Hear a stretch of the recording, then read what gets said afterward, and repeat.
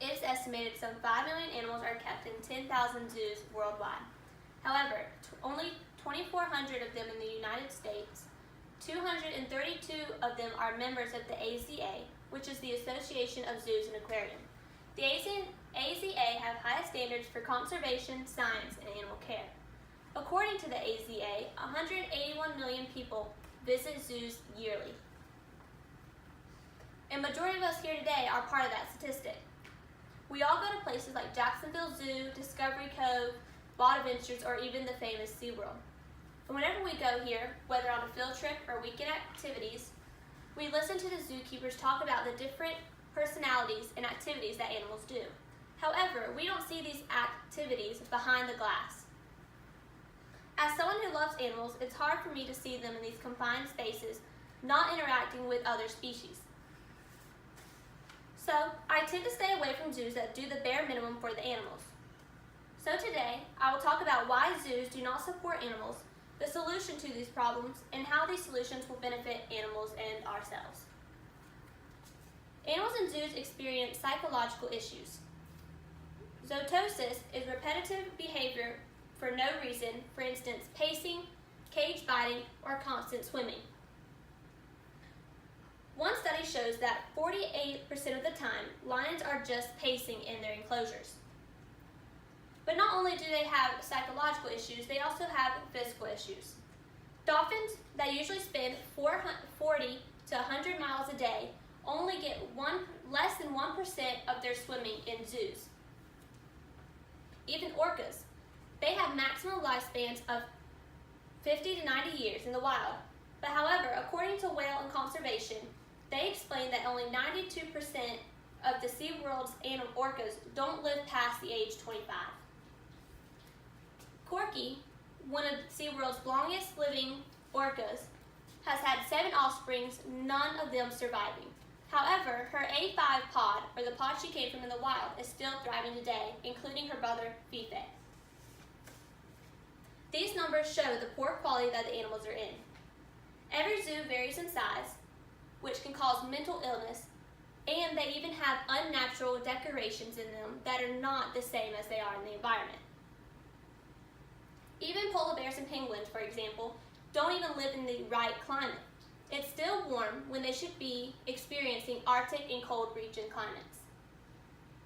So now, let's get into what we can do to help this. First, we can spread awareness to our local newspapers and lawmakers.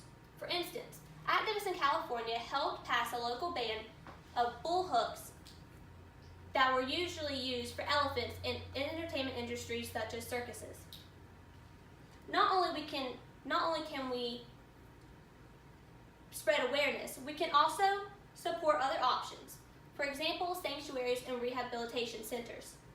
Black Beauty Ranch in Texas is only open 1 to 2 days a month for the public, so they don't deserve the peace of the tigers and other animals there.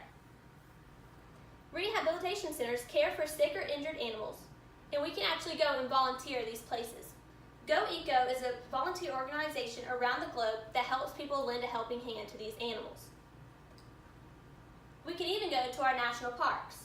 According to the International Encyclopedia of Environmental Policies, these public parks are to benefit enjoyment of people without harming the animals or the environment.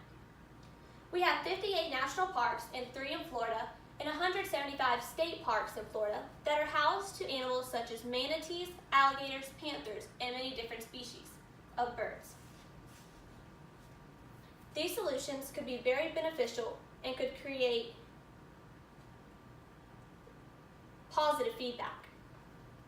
For instance, one of their rewards is taking action. It may be a slow process, but getting our community to act could result in local bans to stop animal captivity. We can also help better human interaction with animal interaction. Visiting and volunteering in sanctuaries and rehabilitation centers continue to care for animals while also allowing humans to be entertained. According to Into the Wild Inc., not only do sanctuaries and rehabilitation centers help them, but they also inform humans when animals need to be cared for or when they just need to be left alone.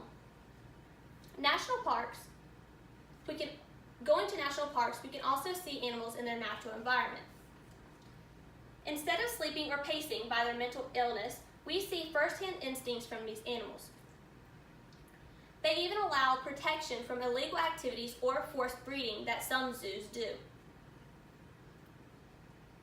Now, you know why zoos do not support animals and what we can do to solve this issue. We also talked about some different solutions to these problems and how they benefit not only the animals but ourselves. So, I encourage everyone today to go out and still continue to research and support communities that are against animal activity. Animals are being harmed and are suffering in these zoos and enclosures. They have no voice. So now it is up to us, the generations, that can help the newer generations still experience these animals. However, we don't need to experience them with them behind a cage. So let's do the right thing. Let's unlock the cage and release them back into the wild. Thank you.